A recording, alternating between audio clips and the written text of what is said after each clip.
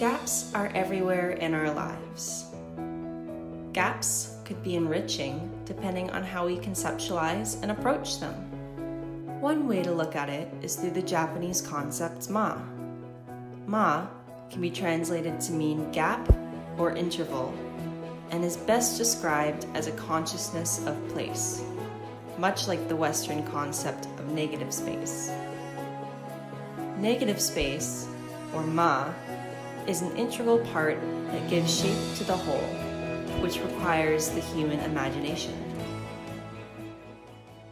At first glance, the blank spaces in this painting appear to be unfinished to the viewer's eye, but they underscore the importance of the negative space in human experiences, as well depicted as mist between these trees as a real subject of this art.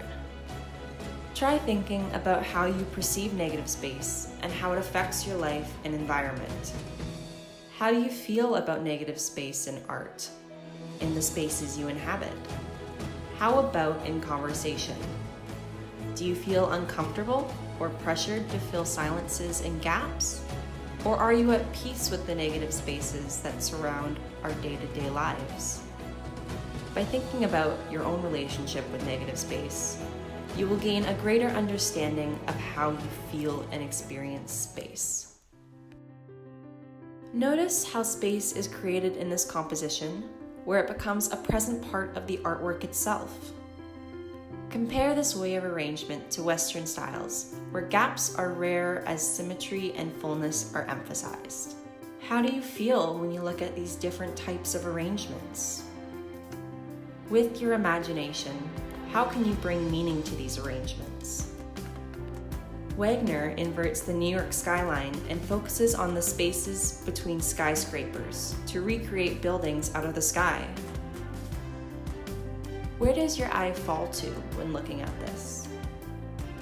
Wegner's artistic composition is calling to our attention the spaces in between the objects to re-examine ourselves.